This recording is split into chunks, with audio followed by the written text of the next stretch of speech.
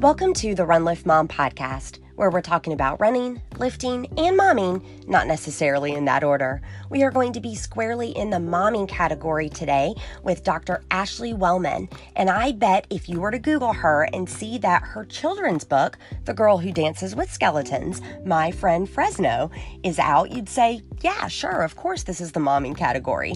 You guys, Ashley got there very non-traditionally.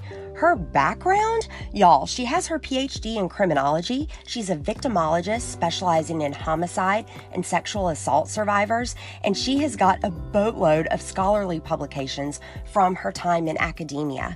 This show is about how her personal story changed to the degree that she ended up writing said children's book. You have got to hear this personal story to believe it. So without further ado, Dr. Ashley Wellman. All right, welcome to the Run Lift Mom podcast, Dr. Ashley Wellman. How are you doing today? I'm doing so good, Susie. Thank you for having me. I am so excited for you to both share your personal story and then talk to us a little bit about just the identity struggle that sometimes moms have.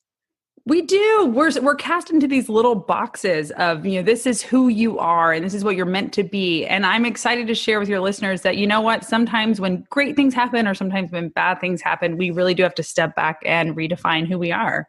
Speaking of, can you talk to me a little bit about your personal story, Dr. Wellman, and how you redefined who you were in your career?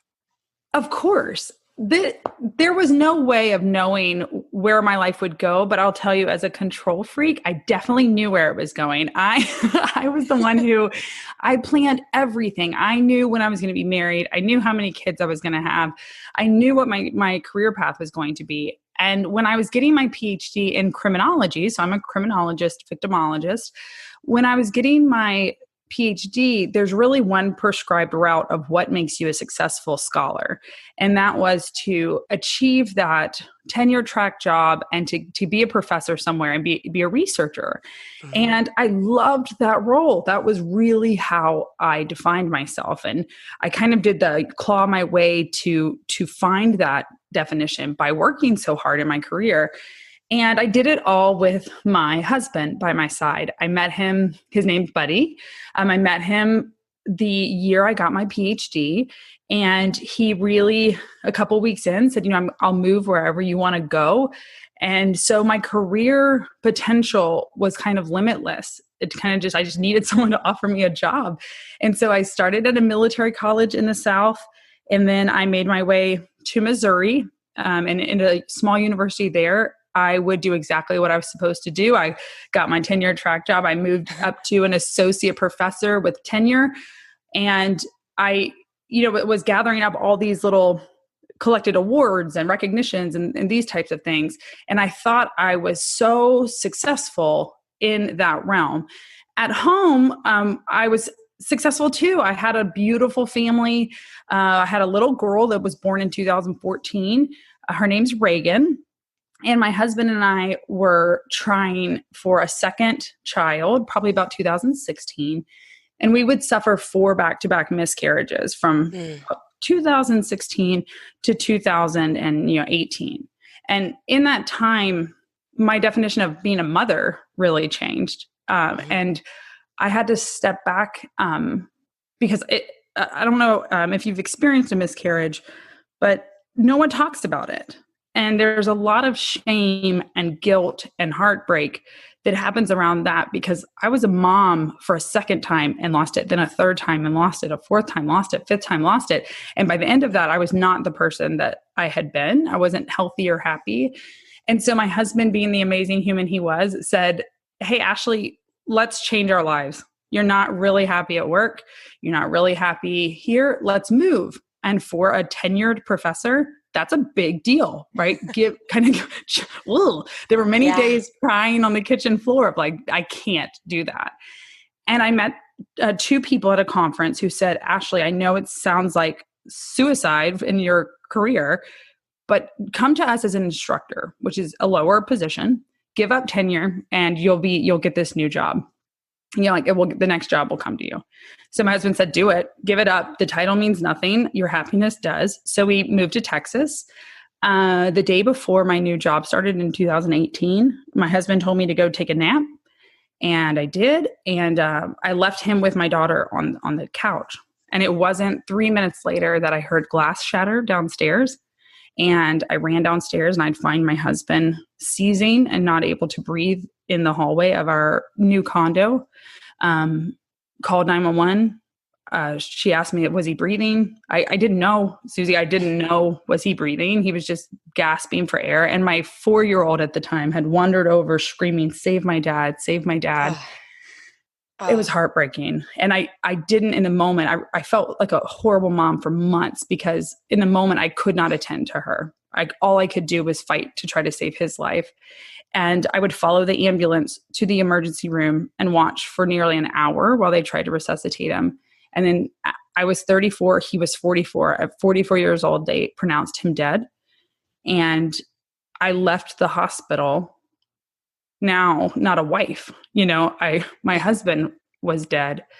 And I would have never predicted that, things like that happened to somebody else. And my world was completely shattered.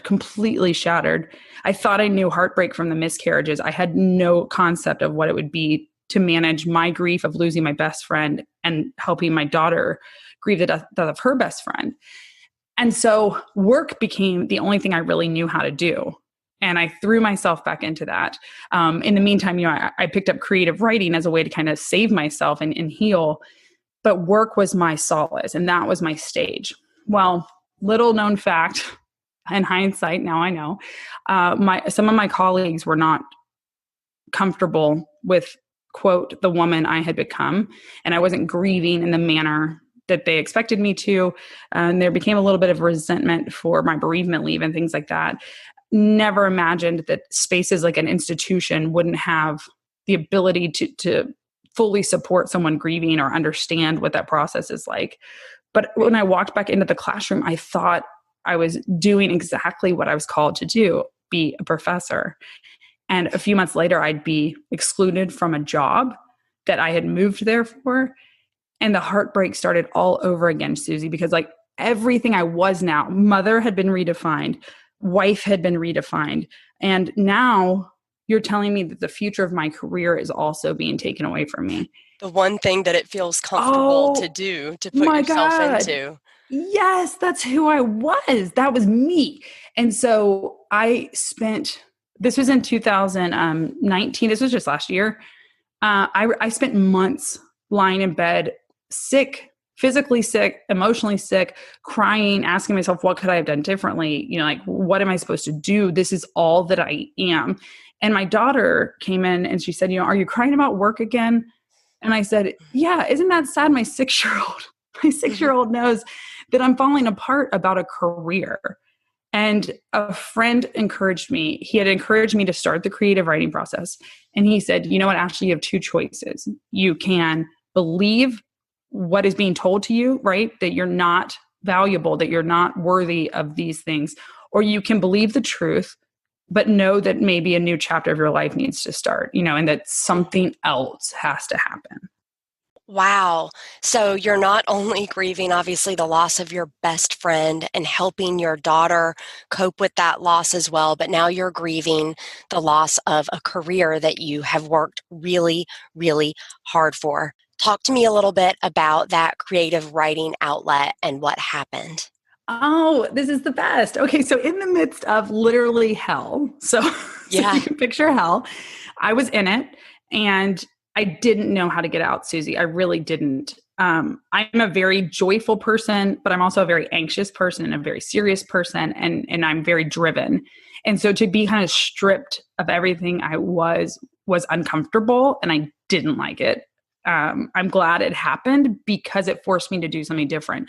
Creative writing and painting, music, anything artistic was really what Reagan and I both clung to when Buddy died. It was our way of kind of bonding.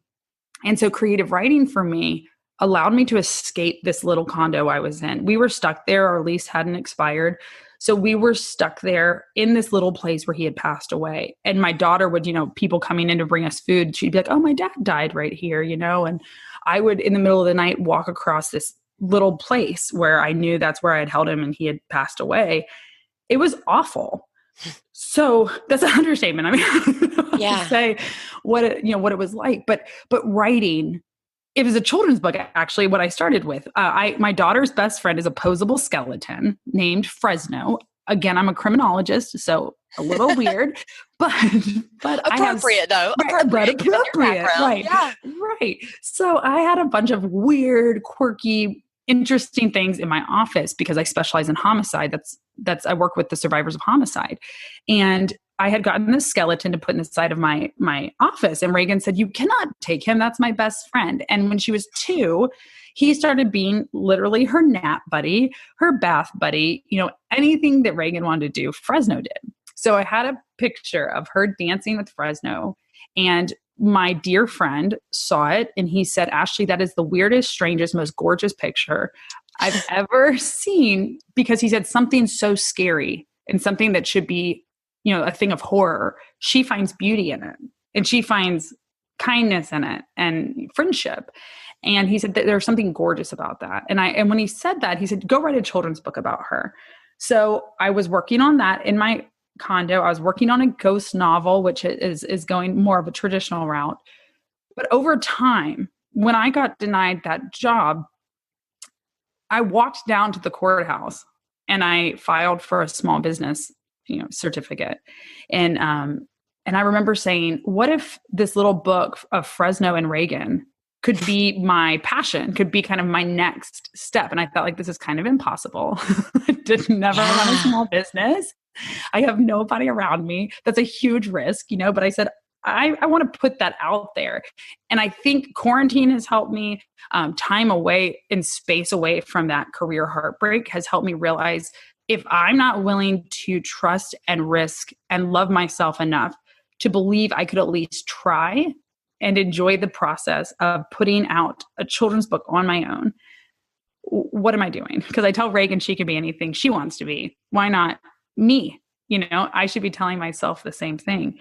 And so I just actually got my hands on my proof of my children's book, and I have it in my hands. So it's such a cool story. And listeners, you can either click details or you can swipe up in the show notes, and you're going to be able to see some of those photos of Dr. Wellman and this book, which is amazing. But I don't want to overlook the fact, Dr. Wellman, that so many of us moms, it's really easy for us to say that to our children, right? You can do anything, you can be anything, you can start a new chapter, but we won't take the advice ourselves. Yeah. Did you find that hard, or what would you say to a woman maybe in similar shoes that wants to turn a new page, but is having trouble doing that? I'll tell you, talk to yourself the way you talk to your best friend. I think we are, as women, so hard on ourselves. We're also very hard on other women. Don't do that. We're our best allies, an advocate for one another. But talk to yourself the way you would talk to your best friend. If I listen to someone say, my heart is broken, I feel worthless, I feel valueless, I'd first say, okay, well, none of that's true. Right? And I'd say, how do we change that? And so one, be kind to yourself, be gracious to yourself.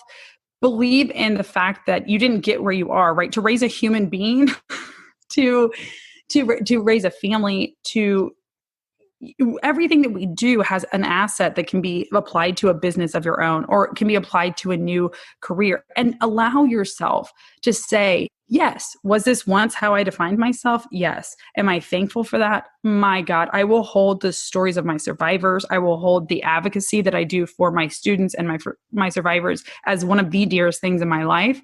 But it doesn't mean I'm not allowed to turn the page and have a new chapter and redefine who I am.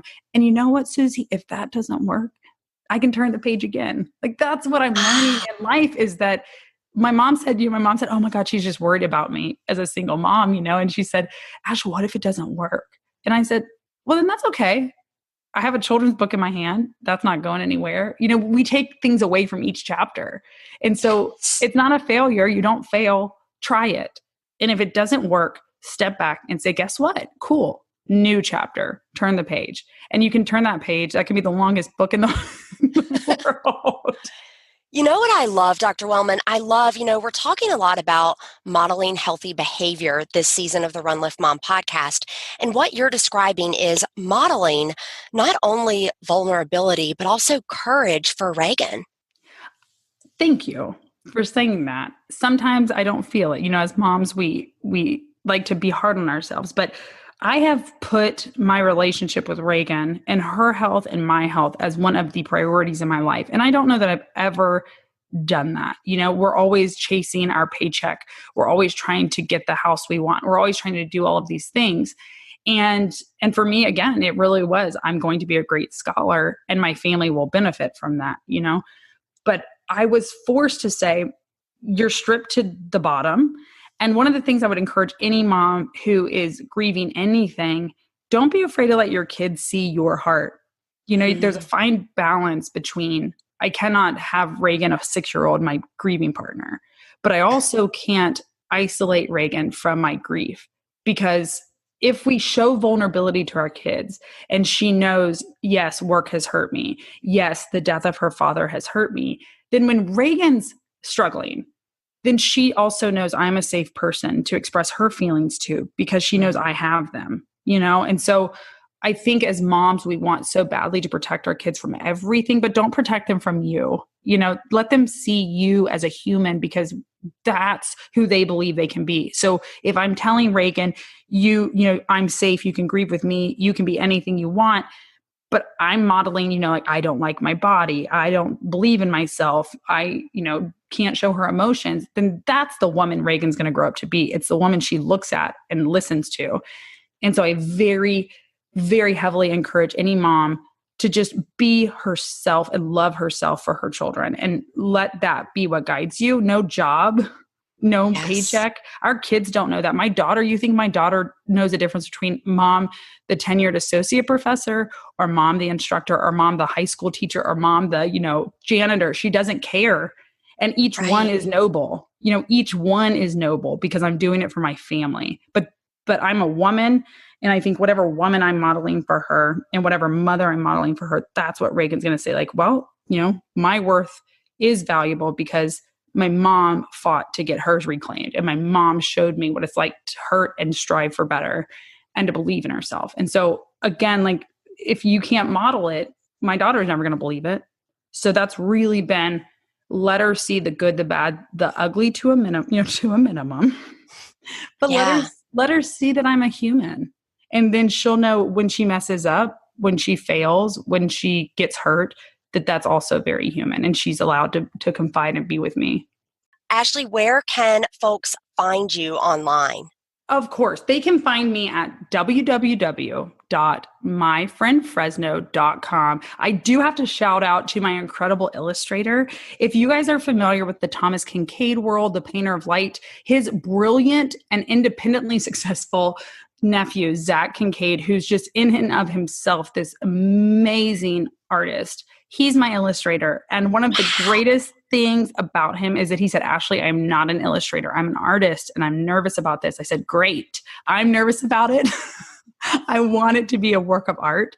And so I cannot wait for your viewers to jump on and see his work. The story of Fresno is about really loving things that are different from yourself, finding what friendship truly means, and being comfortable with the uncomfortable. And so I think your listeners will really be able to talk to their kids about what it means to accept those who aren't just like us, and what it means to love others and love yourself the way that you deserve.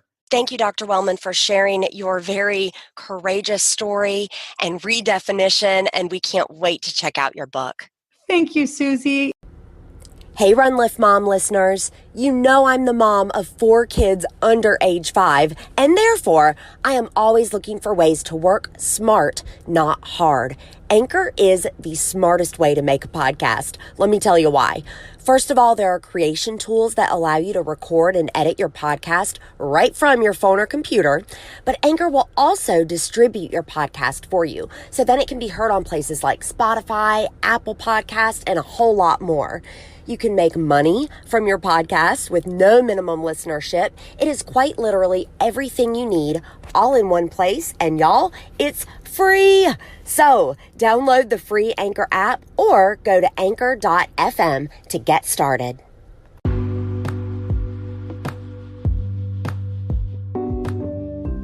Thank you so much for listening to the Run Lift Mom podcast. I want to let you know that you can swipe up in the podcast player that you're in to see the show notes. That's going to take you to my website and you're going to get a deep dive on today's show. Cool, huh? You can think of it as a blog post that complements what was covered today with all of the links and resources discussed. Don't forget to check out the podcast partners as well with some really great offers for you. And until I get into your earpiece again, remember, for while bodily training is of some value, godliness is of value in every way, as it holds promise for the present life and also for the life to come. That's from 1 Timothy 4:8, and this has been the Run Lift Mom podcast. Even though this is a presidential election, there are many more candidates on the ballot besides the president. Go to Ballot Ready for a nonpartisan guide to your entire ballot. From there, you can compare candidates based on stances on issues, biography, or endorsements, and save your choices to use when you vote by mail or in the voting booth. You can even request your absentee ballot or make a plan to vote early or on Election Day. This election matters. Make sure you have a plan to vote and stay informed. You can go to ballotready.org and enter your address to make a plan to vote and vote informed. Thank you for listening to Run Lift Mom. This show is sponsored by Zaya Active, Audible, and Radiant Nutrition.